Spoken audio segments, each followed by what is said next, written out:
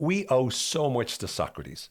Not only is he one of the most famous philosophers of all time, but he also gave us the Socratic method of questioning, which are a series of questions that allows us to be able to challenge and change beliefs. Today on the Change Your Minds podcast, we're going to walk through not only the life of Socrates, but most important of all, the ideas that he developed and came up with. And as a result of that, you're going to learn exactly how you can start to take ancient wisdom and translate it to the everyday life that you lead and use the ideas of Socrates to transform the quality of your life. I'm telling you, this one is going to be amazing. So stay tuned and let's dive into the world and let's go back to spend some time with good old Socrates. Hello and welcome to another episode of the Change Your Minds podcast. I'm Owen Fitzpatrick and today we're going to be looking at the life and work of Socrates. Now, if you are into Greek philosophy, you are going to love this episode. If you're not into Greek philosophy, what's wrong with you? Greek philosophy has lots of wonderful, fascinating stories and insights and ideas. And I'm telling you, by the end of this episode, whether you like it or you don't, you will be full to the brim of ideas and insights that will allow you to be able to improve the way in which you think, as well as the way in which you communicate. Now, Socrates himself wasn't a big writer. He didn't like to write, or at least he didn't write in a way that we still have records many years later. However, his work was talked about and written down by the likes of Plato and Xenophon and some others, which give us some insight or some idea as to how he lived his life, as well as some of the ideas he brought to the table. But what we're going to be doing is we're going to pour over, first of all, what Socrates' life was like, and then we're going to spend most of the time looking at the kind of work that he came up with. We'll talk about some of the books written about him, some of the ideas. We'll talk about his actual ideas themselves, and we'll also look at some of the quotes that we think came from Socrates. And I say we think because the first thing I will say is, because Socrates never wrote stuff down himself, and because we didn't have video recorders like the wonderful Mike, imagine a podcast with Socrates on it. I mean, it would be amazing. Although, I'm sure the guests would be pretty pissed off.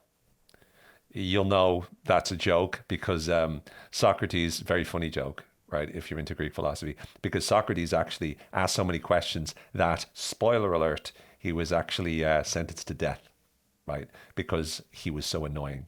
A lot of people compare me to Socrates. I say a lot of people. No one's actually ever compared me, although someone did say, I understand why you like to study Socrates, because people wanted to kill him because he was so annoying. And I think people might feel the same way about you.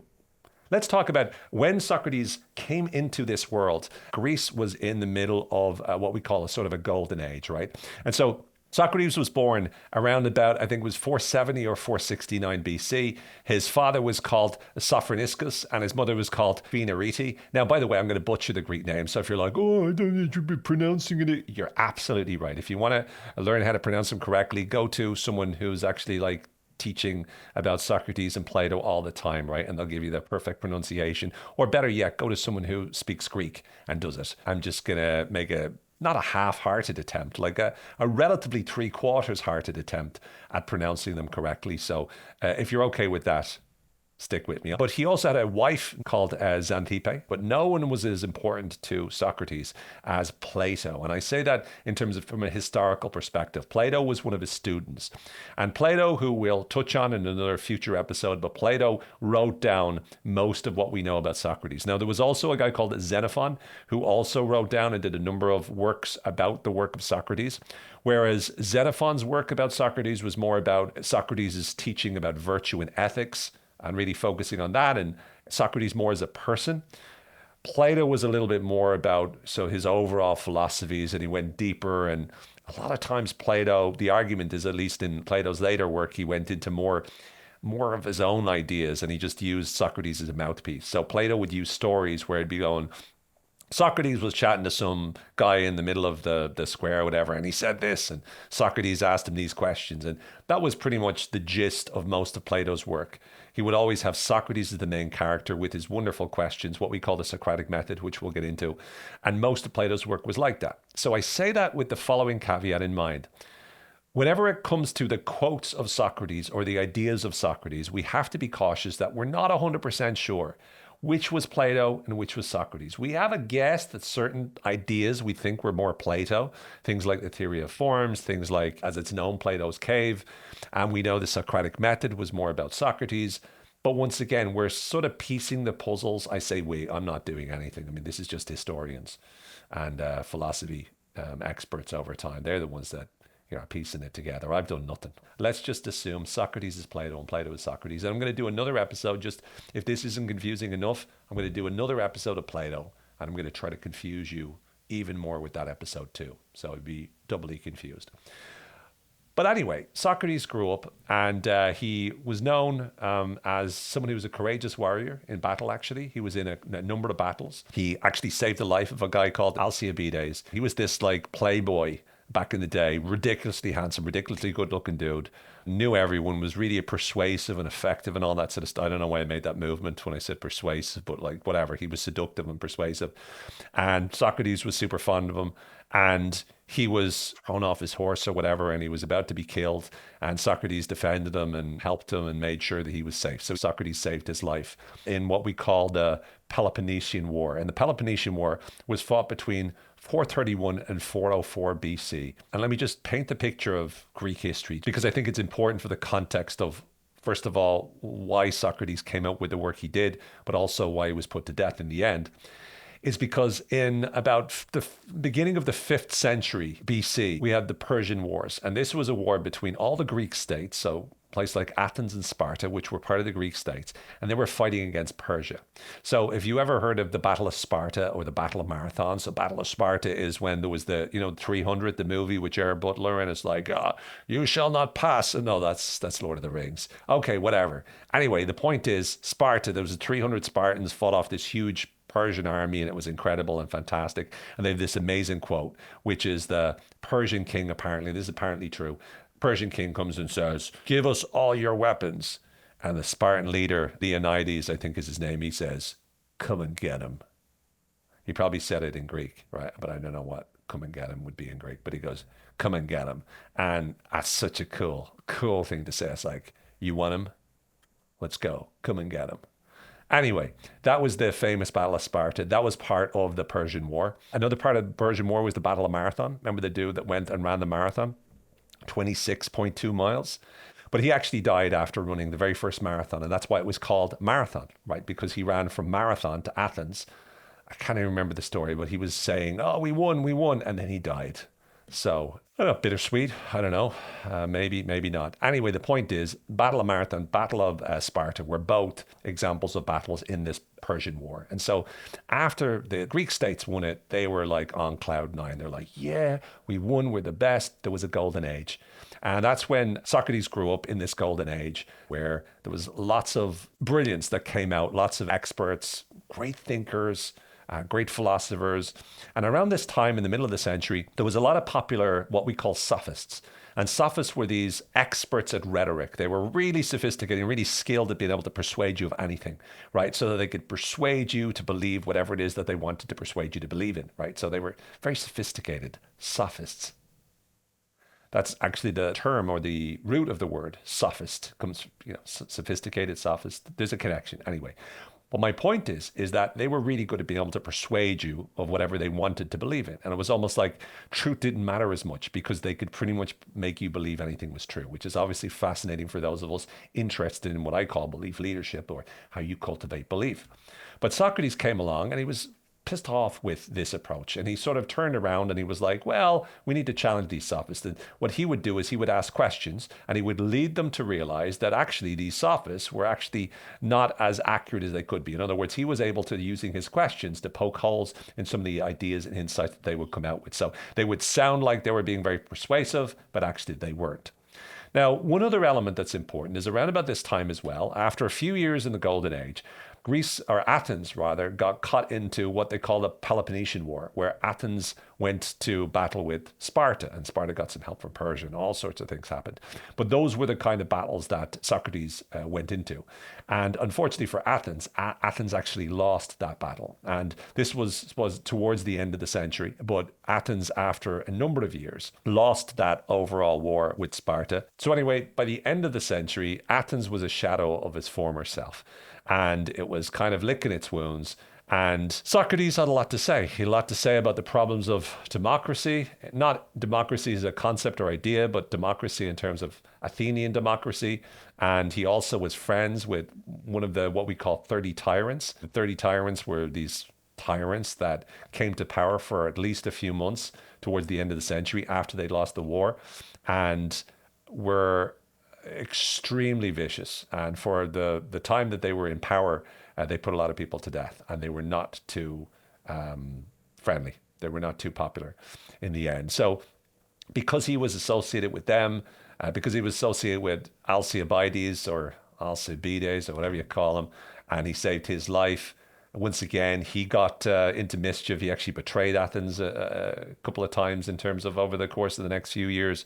So ultimately, Socrates had bad friends in bad places. And as a result of that, and as a result of the fact that he really did piss people off, he was brought up on charges. And so Socrates' charges, the charges he was brought up about, were corrupting the youth and impiety, which is not believing in the gods. And the reason is because Socrates would just ask questions all the time. He would ask questions and go, well, how do you know that's true? And is that really the way? And what do you mean by this? And he would just drill in and would never accept a simple statement. He would always want to nitpick everything. He referred to himself as the gadfly of Athens, right? And the gadfly is literally a fly that bothers a horse. So you know the flies that are like buzzing around a horse? They call them gadflies. Well, he said that a horse was like Athens, and he was like a gadfly, like bothering Athens. And I was like, you know the way horses like, they're like really annoyed, especially when like the flies, which would all be the same. Well, he was like one of those flies. And he said, it's my responsibility to be able to bother Athens, because otherwise you're going to be falling for the same old beliefs which are leading you into erroneous positions. He didn't put it quite like that, but what Socrates did was he believed he was helping them to start to see what's really there.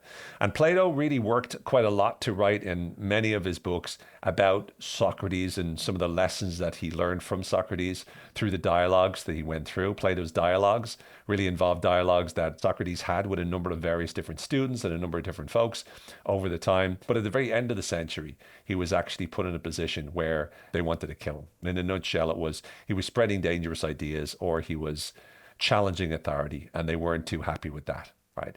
So as a result of that, Socrates was put on trial. And once again, we have a lot of reports. Xenophon actually wrote the Apology, which is his version of the events, but we also have the very famous Plato Apology, which really looks at what Socrates did in his speech to talk about it. And it's called an apology, but it's not really like, oh, I'm really sorry. He didn't go, oh, I'm so sorry, I didn't mean it. Oh, I didn't know what I was saying.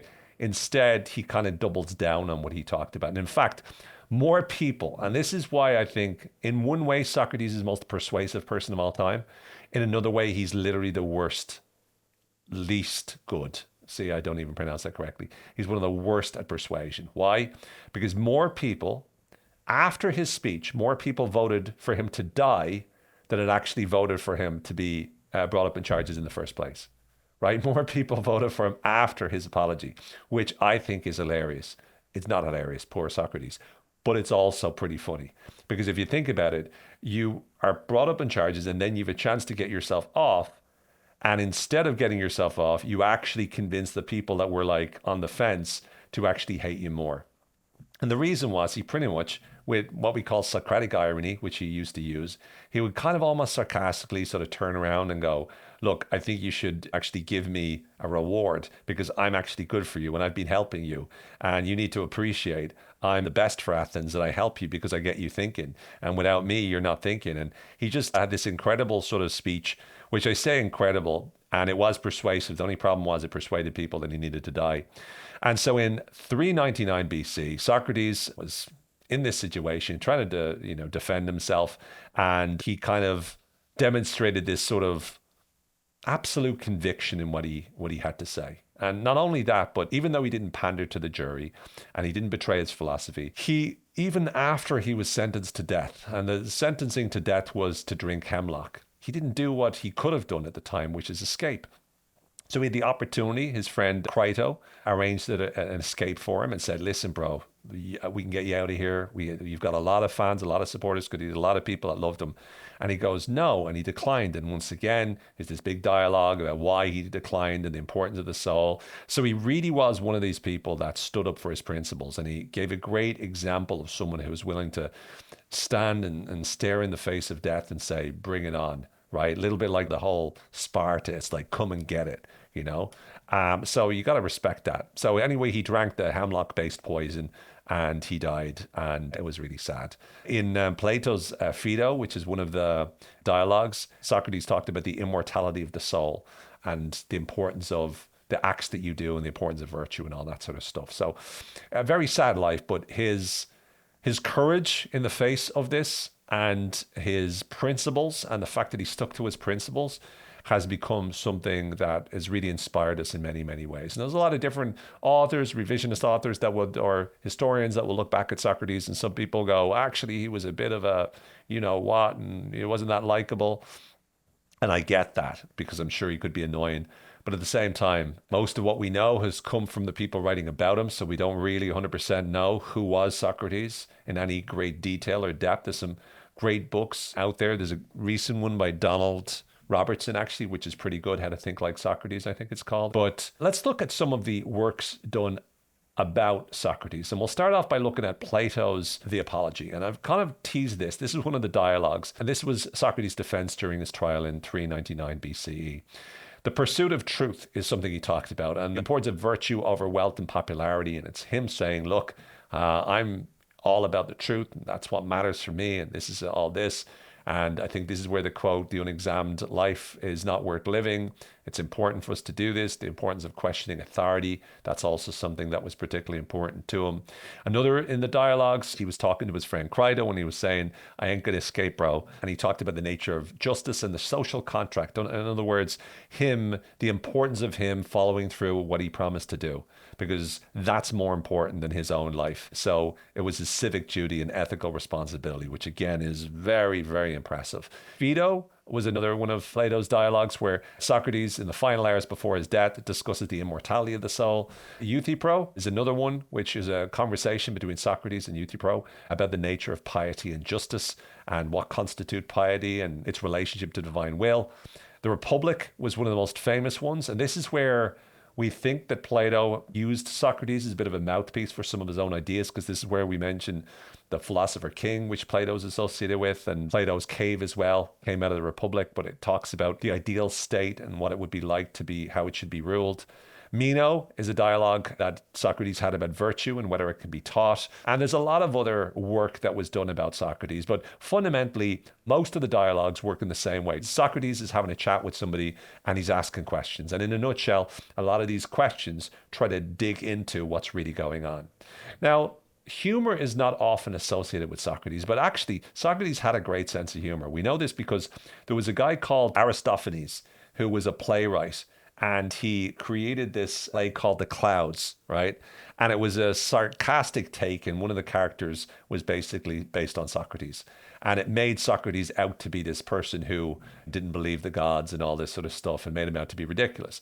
And apparently, so the legend goes, Socrates was actually in the audience laughing louder than everyone else, pointing and going, that's brilliant, that's absolute genius. Unfortunately for Socrates, one of the things that led him to have the reputation that he did, that ended up in prison and ended up drinking hemlock, was this play. So even though it was a satirical play, still people actually took it seriously, and poor old Socrates was a victim of that. But he used what we call Socratic irony often, where he would act like he was an idiot, right? So he would come up and he would go, oh, I was just wondering, what do you mean by this? And he would ask someone a question. Whenever they demonstrated they knew something, he would ask them a question, and he would start to drill down to what's really going on. And Socrates also told us about the Oracle at Delphi. And the Oracle at Delphi was where he visited the Oracle, and the Oracle told him that no one is wiser than Socrates. So Socrates went out to ask lots of people questions to try to figure out who might be wiser than Socrates. And of course, because he asked the questions that he asked, he wasn't able to find very much evidence that there were people indeed that were wiser than Socrates. Although you could argue Socrates wasn't as wise as you would think, given the fact that his apology turned into him getting an even worse sentence that he would have gotten. So, how about that? Anyway, I talked about the questions, and this is really one of the most important elements. So I'm going to walk you through a list of questions. We're going to talk about 23 questions, but I'm going to go through them quite quick. But I'm going to categorize them into different sections. And the purpose of these are really to get, now Socrates was using them as a philosophical tool to get people to start to think more, to recognize that we need to stop and challenge our assumptions every now and then and recognize that what we think is true might not necessarily be true. So what I'm going to do is walk you through some of these in, let's say, 7 or 8 categories or so, but I'm going to walk you through the various different questions that Socrates would use. And he didn't always use them in this exact way, but certainly we can take a lot of these questions from the ancient work that we have read about Socrates. So first of all, the first type of thing that he would do would be clarifying concepts. And he was a devil for this. He really wanted to always get clear on definitions. So he would say questions like, what do you mean by that exactly? He would say, can you give me an example? Or how does this relate to what we're discussing? So he was quite great at being able to define it. Now, how is this useful for us? Well, so often we have communication in the business world, in our life, where we talk about concepts, but we don't define them effectively. And so if you could get to the point where you can start to be very clear about what do you mean exactly by that? Or can you give me an example of that? You can get a much clearer, much more sensory-based description of whatever it is you're talking about. And therefore, you can actually understand more clearly what the other person is saying. But also you can help define terms more effectively so you can know how you can be more impactful and more persuasive as a result. So once again, clarifying concepts is the first category. The second category is challenging assumptions. These will be questions like, what assumptions are we making here? Is that assumption always true? And what might happen if this assumption is wrong? Once again, what is an assumption? But it's really a belief that we don't even check. It's like an automatic belief that you're not even verifying or double checking. And so when you have a sort of an unconscious belief like an assumption and you challenge that assumption, effectively you're shining a light on it and you're recognizing that maybe, just maybe, you could be wrong. And when you realize that, that allows you to be able to then change your mind to, as they would call it in terms of Bayesian probability, to update your priors. And as a result of that, to be able to see things differently, which I think is really, really cool. The third category is examining evidence. So questions like here would be, what evidence supports this belief? What evidence contradicts this belief? And this is wonderful because this is fundamentally getting to the nuts and bolts of how a lot of people form their arguments. It's allowing us to understand what is it that you know is true, or what evidence are you using to be able to form this conclusion, so we can start to unpack it and really test our conclusions. Because so often we convince ourselves of something. Let's imagine, for instance, you believe that you're no good. Well, first of all, you could define it and go, what do you mean by no good? And you might say to yourself, well, I'm not smart enough. And then you go, well, what do you mean by smart? Give me an example of being smart. And you might say, well, I don't do great on tests, for instance. And then you could go, what evidence supports this belief? And then you point to one test that you did once. And then you say, what evidence contradicts this belief? And then you say, well, I actually did well at these tests. So you see, all you're doing is using these questions, but these questions can be used to completely change your mind. That's how powerful they are. So far we have clarifying concepts, challenging assumptions, and examining evidence. The fourth category is exploring alternatives. Questions like, what other perspectives might be valid? What are other ways of looking at this? And what are possible consequences of these alternatives? Once again, you're getting them to open their mind. You're getting them to see things differently. You're building psychological and cognitive flexibility in their thinking by asking these questions, which is powerful. Category number 5 is investigating implications. This is really about looking at what are the implications of this belief? Like if you keep believing it, what will this lead to? How does this belief affect your actions? And what would follow if this were true? If what you believe is true, what will follow that? And this is once again recognizing that there's an impact upon the mindset or belief that you have. So maybe you need to check yourself before you wreck yourself. Maybe you need to check yourself before you make the decision to believe in something, because that could actually lead you down the wrong path. Number 6 is testing for consistency. These are questions like, does this belief align with your other values? Are there exceptions to this rule? And what would cause you to change your mind? And this is a beautiful question. What would cause you to change your mind? Because as soon as you answer the question, you build a little bit of flexibility and you open to the possibility that you might actually change your mind. Doesn't mean that you will, but it means that you're considering that it's a possibility. And so often when we talk about truth, we assume that it's true and we don't really think of it as a belief. We think about it, this is a fact.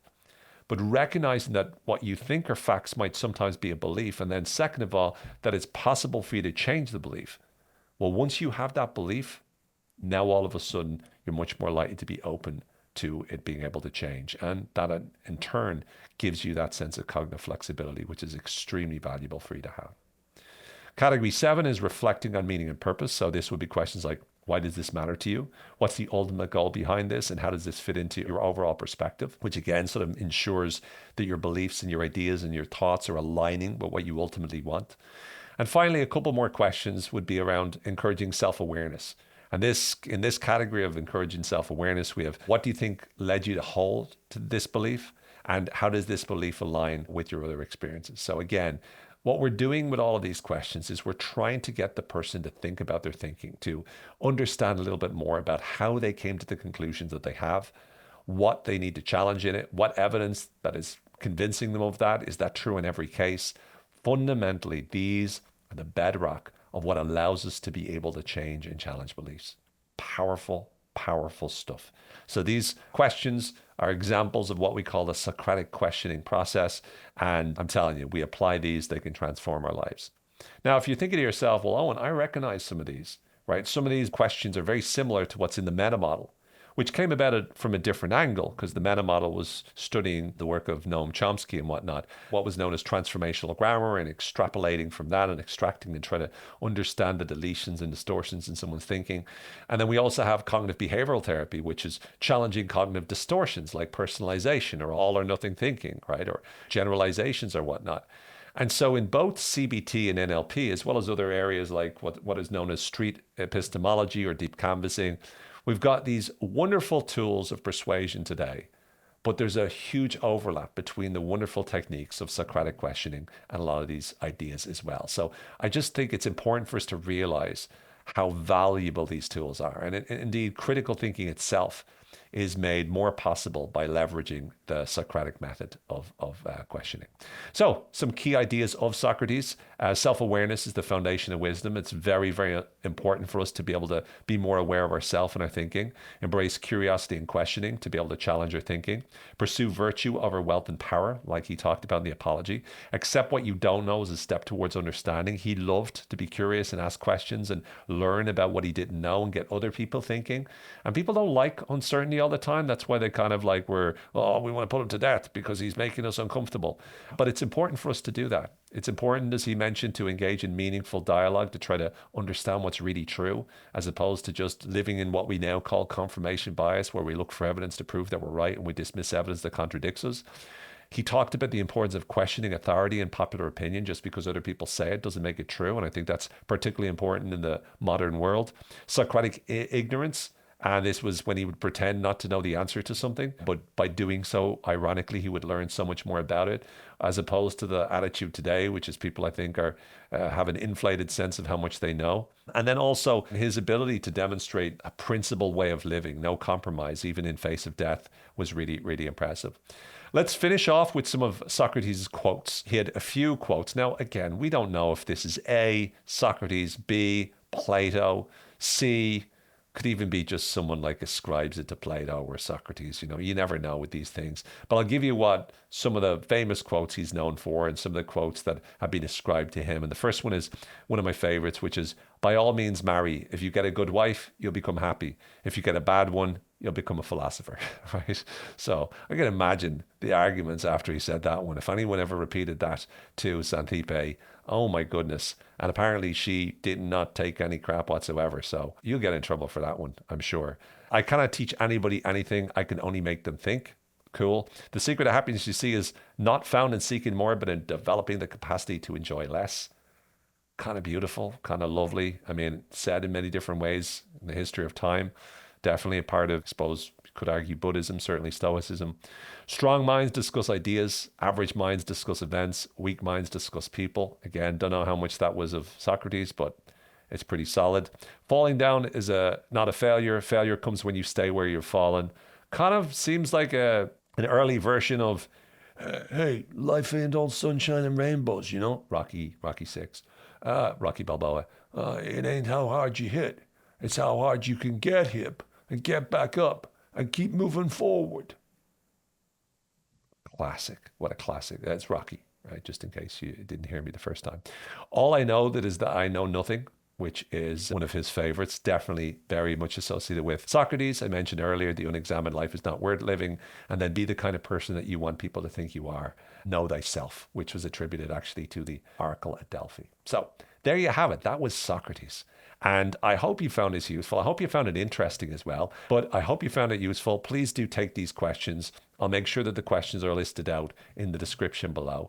But for now, take care, be well. Make sure you go back and look at Socrates and spend some time learning more about his incredible ideas and philosophies. I'm telling you, it's worth checking out some of the work about him. But I hope you found this valuable, and be well, take care. As always, may the force be with you. And I look forward to seeing you very, very soon. Bye for now.